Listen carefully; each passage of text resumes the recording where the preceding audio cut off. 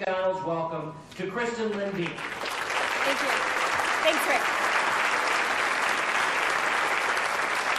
Every good, effective leader begins with the disciplining of his or her thoughts. And that's why we give leadership that definition. It begins with our thinking.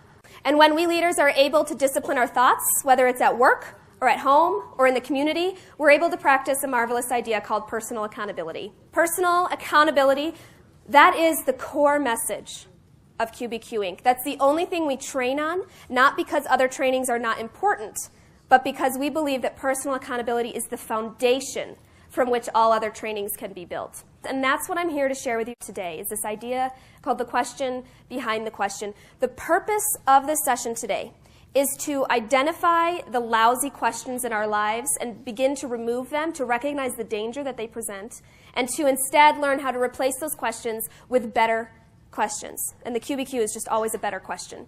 We have to get rid of blame if we want to live an accountable lifestyle.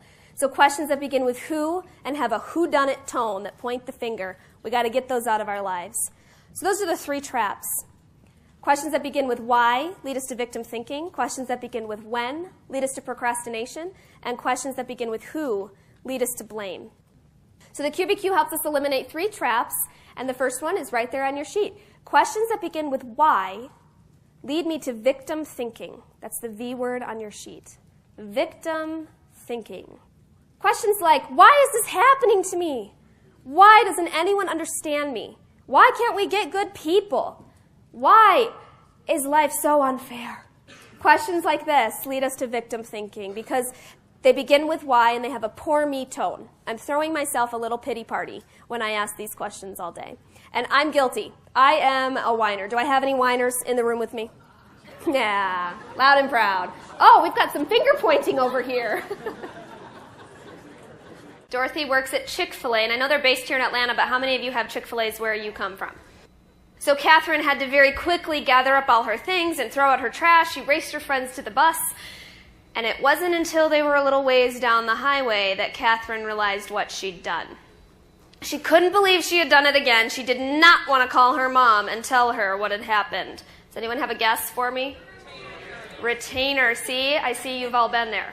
How many of you would offer to dig through fast food trash for some girl's retainer? Okay, there's always like 3 people in the room. You're amazing, because I would not do that. Now, she could have asked questions like, who put me on this shift? Why did I have to answer the phone when this lady called in? And of course, when are those teenagers going to keep their retainers in their mouths, right? But instead, I don't know Dorothy, but I can assume she asked questions like, how can I contribute? How can I go the extra mile for this customer? Personal accountability, it's just as simple as asking, what can I do to serve them and help them reach their goals? A couple things about this handout that I'd like to share with you briefly. 3 things, in fact. One that makes it unique is we're actually going to use it. How many of you have been to trainings where you get a binder full of information and you never refer back to it again? But what you have here when you leave, if you choose to engage with me and fill in the blanks, is you'll have a wonderful tool for repeating the content. Because repetition is the motor of learning. Did you know that? Repetition is the motor of learning. Did you know that? Repetition is the... Are we catching on over here? All right. So repetition is the motor of learning. So fill this out with me here today and then tack it on your wall in your office or on the fridge at home and come back to this content. Second thing that makes this handout unique, it is bright yellow. How quickly do you think you would lose it if it were white? Pretty quickly. So we do make it bright yellow for a reason. FedEx office calls this Liftoff Lemon. I thought that was a great color title for you all, blasting off to new heights of productivity and success, right? 6 of you think so. When am I going to have more tools to do my job? When am I going to get the resources I need to succeed?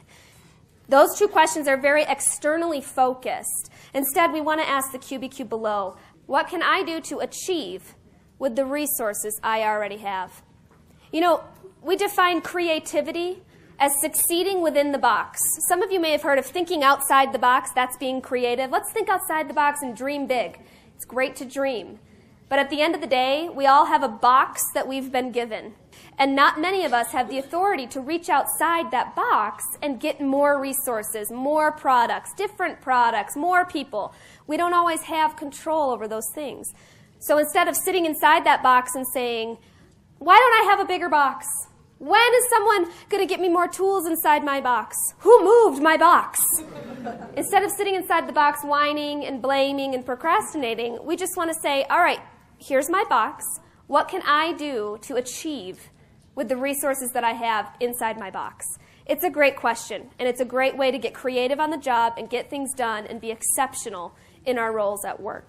We were taking a Sunday afternoon family drive, and we're driving down a fairly busy road, and this large open field that had nothing in it off to the side of the road caught our attention that day.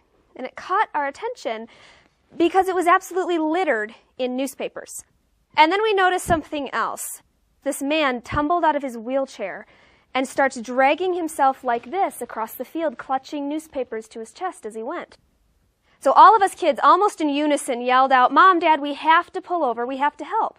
So Mom and Dad parked the car, and we got out, and us Miller kids ran across the field, literally plucking newspapers from the sky. We thought it was fun. So we cleaned up the whole mess, and then we gathered around this man, and we helped him back into his wheelchair, and of course, we asked him what happened. Turns out his name was Brian, and he'd been in a car accident a few years back and had lost his ability to walk. But he could drive, and so his job was delivering newspapers. Now, he'd gotten home that day and realized that a bundle of newspapers had fallen out of the back of his pickup truck. And in what I believe is an incredible act of accountability, he went out to look for the missing newspapers. So my dad looked at him and he said, "Brian, I don't understand. What were you going to do? Were you going to clean them all up yourself?" And Brian kind of looked at my dad as if maybe my dad's a little slow. Brian looks at him and very respectfully says, "Well, of course. I couldn't just leave them there. It's my mess." Is that a statement of accountability or what? It's my mess. Now we can apply that statement to our lives as well. My department is not as productive as it could be. It's my mess. My relationships, they really aren't what I want them to be. It's my mess. My team isn't gelling the way I wish it would. It's my mess. My life isn't turning out the way I thought it would. It's my mess. Saying it's my mess is just another way of saying I own it. I own the results of my department. I own my relationships. I own the success of my team. I own the path and the direction of my life, and if I don't like the way my life is going, it's up to me to change it. Saying it's my mess is just another way of taking ownership, and that's personal accountability. Even if the mess in front of me is not fully my fault, saying I own it, what can I do to contribute? That's personal accountability. It's really just as simple as that.